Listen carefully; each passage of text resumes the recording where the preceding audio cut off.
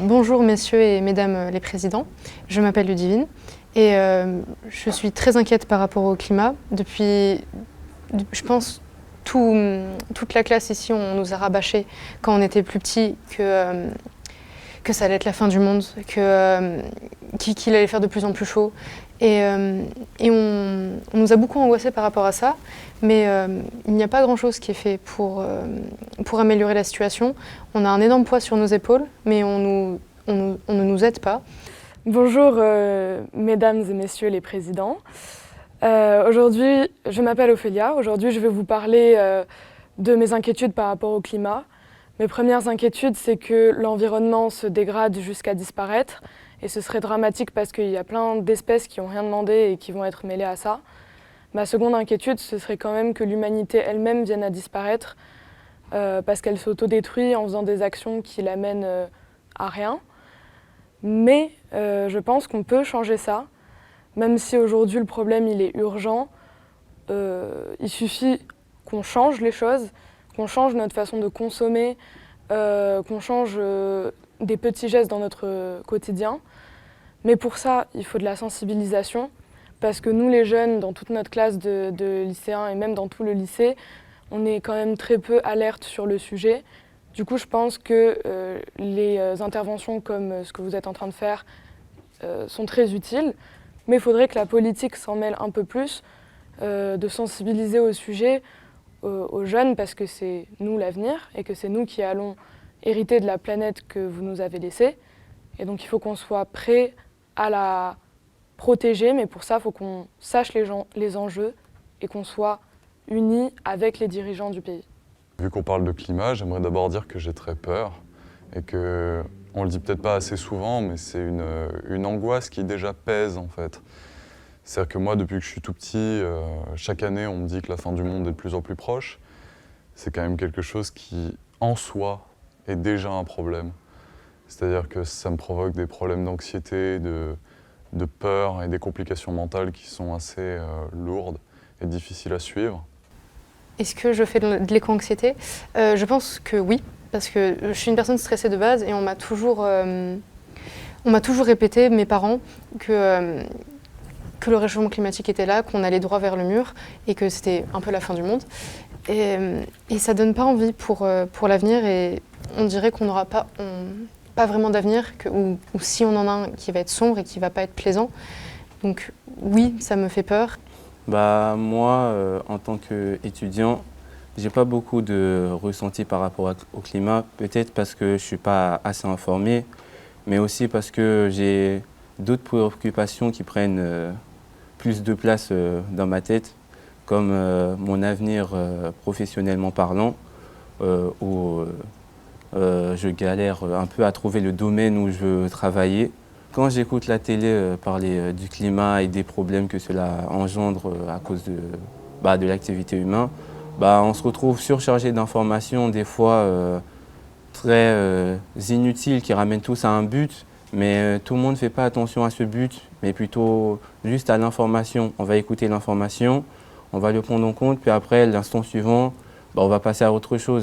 Forcément, tout ce qu'on entend à la télé, ça nous concerne parce qu'on l'entend, ça nous préoccupe, on l'entend de partout, donc forcément on est tous au courant, mais on ne sait pas quelles sont les solutions, comment agir, parce que pour nous, dans notre vie de lycéen, on a aussi nos préoccupations, notre avenir, notre vie en dehors de ça.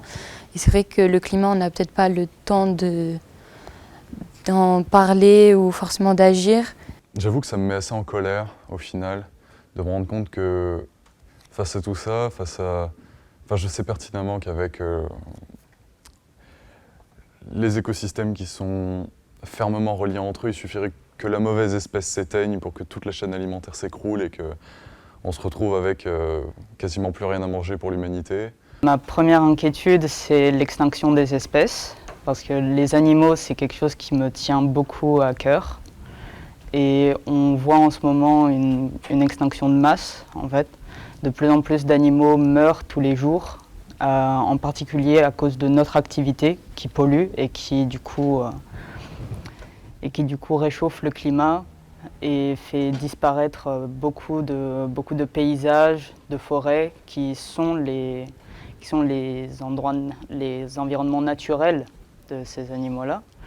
Je trouve qu'un monde sans beaux paysages, sans beauté, c'est pas un monde dans lequel j'ai envie de vivre. C'est pas un monde dans lequel j'ai envie que les futures générations vivent. Moi, personnellement, je fais de l'hyperventilation. Donc, des fois, je suis vite essoufflée très rapidement. Et j'ai l'impression que la qualité de l'air influe beaucoup sur ça. Après, je connais beaucoup de gens asthmatiques aussi et j'ai l'impression que leur asthme s'est aggravé avec cette pollution. Les maladies respiratoires aussi, il y en a de plus en plus. J'ai pas de solution parce que je suis qu'un gamin et que je suis pas un scientifique, que j'ai pas fait d'études. Mais pourquoi, face à un problème pareil, il n'y a pas un moment où on prend les plus grands spécialistes de la planète, on les met dans une salle et on attend qu'ils donnent des solutions en leur donnant accès à du budget et des spécialistes dans plein d'autres domaines. Si j'étais le dirigeant suprême de l'univers, après tout pourquoi pas, je pense que la première mesure ce serait de me destituer et de mettre à ma place un contingent de gens qui savent vraiment ce qu'ils font. Parce que je suis pas... J'aimerais bien être quelqu'un de parfait, mais je ne le suis pas, et personne ne l'est. Donc il faut du collectif pour créer de l'efficacité, en fait. Il faudrait écouter les scientifiques, parce que eux, ils savent de quoi ils parlent. Il faudrait taxer les grandes entreprises ou les riches qui prennent leur yacht ou l'avion à chaque vacances, parce que c'est eux qui polluent le plus. Nous, à notre échelle, on peut réduire la pollution, mais ce n'est pas assez. Il faut qu'on écoute plus les jeunes aussi, parce qu'on a des choses à dire, on est inquiet et il faut que ça, vous l'entendez, parce qu'il faut faire quelque chose. Donc moi, mon message que j'aimerais faire passer pour que les puissances puissent nous écouter, c'est de prendre en compte la parole des jeunes qui sont l'avenir de demain. Donc les jeunes, ils ont plusieurs solutions à proposer. Et ce serait bien de les écouter, mettre en place ce qu'ils proposent pour un avenir meilleur.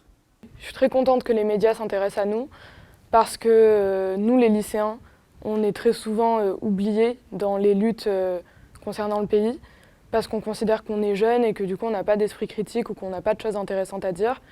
En plus de ça, comme on n'a pas le droit de vote, en réalité on a très peu de pouvoir sur notre propre avenir. Du coup je trouve ça très intéressant qu'on nous donne la parole pour une fois. Moi j'ai 17 ans, mais dans quelques mois j'en aurai 18 et donc l'année prochaine je vais voter parce que c'est mon droit.